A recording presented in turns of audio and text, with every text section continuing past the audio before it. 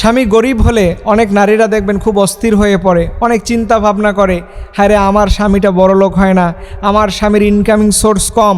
আমি ওই নারীদেরকে বলবো, স্বামীর আয় ইনকাম রুজি রোজগারে বরকত হয় স্ত্রীদের অনেকগুলো আমলের কারণে। কোনো স্ত্রী যদি চায় যে আমার স্বামীর রিজিকটা বৃদ্ধি পাক, তার ইনকামের মধ্যে বারাকা আসুক, তাহলে ওই স্ত্রী যেন স্পেশালি এই দুইটা আমল নিয়মিত করে। আল্লাহ নবী বললেন, যেই ঘরের স্ত্রী ভালো হয় ওই ঘরে আল্লাহ পাক আসমান থেকে রিজিকের ফয়সালা করে। দেখবেন আপনার স্ত্রী পর্দা করে, ইসলাম মানে, কোরআন হাদিস পড়ে, নিয়মিত নামাজ সালাত আদায় করে, আল্লাহ পাক ওই ঘরে স্বামীর রিজিকটা স্ত্রীর মাধ্যমে সহজ করে দেয়। কারণ এক নম্বরে সে কারণটা হচ্ছে, কোনো স্ত্রী যদি মাগরিবের পরে প্রতিদিন সূরাতুল ওয়াকিয়া তেলাওয়াত করে, এই সূরাতুল ওয়াকিয়া তেলাওয়াত করার মধ্য দিয়ে আমার রব, আমার মালিক ওই স্বামীর ইনকামের মধ্যে বারাকা সৃষ্টি করে দেয়।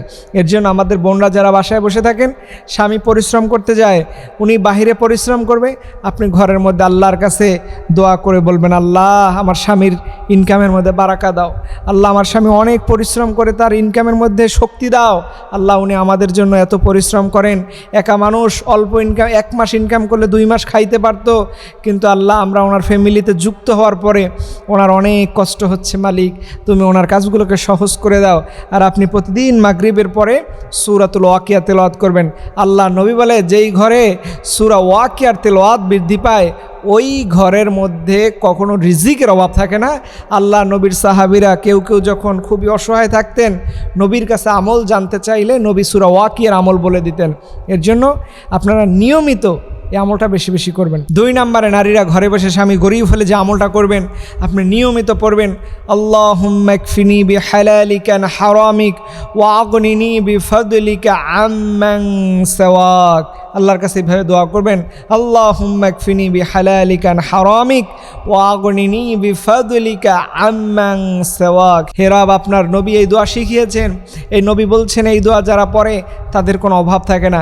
এর জন্য মা বোনদেরকে অনেক অনেক অনুরোধ করে বলবো, আপনার স্বামীর দিকে যদি একটু মেহেরবানি করেন, আপনি স্বামীর কাজ যদি একটু করে দিতেন, স্বামীর একটু উপকার হতো। কিন্তু আপনি ঘরে পর্দা করতেছেন, আপনি স্বামীর জন্য এই 2টা আমল করুন, আল্লাহর মেহেরবানিতে দেখবেন আপনার স্বামীর ইনকাম, রুজি রোজগার, হায়াতে সব কিছুতে আল্লাহ পাক বরকত দিয়ে দেবে।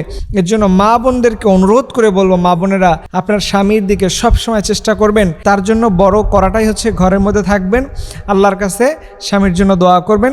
আর দোয়ার জন্য এই 2টা মাধ্যম শিখিয়ে দিলাম, আপনারা মেহেরবানি করে এই আমলগুলো করুন, দেখবেন রব্বে কারিম আপনাকে কেমন করে যাবতীয় সকল অভাব অনটন থেকে, আপনার স্বামীর কষ্ট থেকে আল্লাহ পাক আপনার ফ্যামিলিটাকে এত সেফ জোনে নিয়ে যাবে, আপনি দেখে অবাক হয়ে যাবেন। এর জন্য আসুন আল্লাহর কাছে আমরা দোয়া করি, হে রব আপনি আমাদের প্রত্যেকের ফ্যামিলির মধ্যে বারাকা দান করুন, এবং আমাদের স্ত্রীরা যেন এই আমলগুলো বেশি বেশি করার তৌফিক আল্লাহ পাক তাদের যেন দান করে। সবাই বলুন আমিন।